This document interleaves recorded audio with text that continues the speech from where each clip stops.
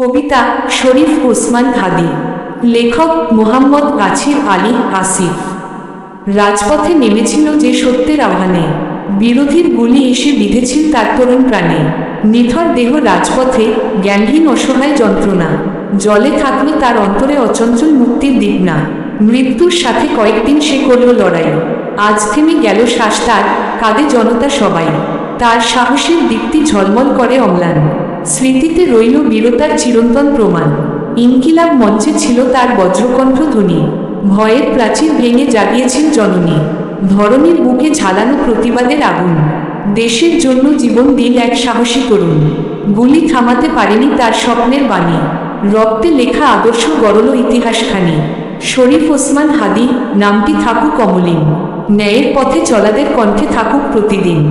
দেশকে ভালোবেসে দিয়েছিল জীবন দান, দেশের তরে শহীদ হলো ওসমান হাদি মহান। হে সৃষ্টিকর্তা, দিও তাকে শহীদের মর্যাদা, তার রক্তে জেগে থাকুক ন্যায়ের শপথ সর্বদা। ঠিকানা মনমুদপুর, মাঝাপাড়া, পার্বতীপুর, দিনাজপুর।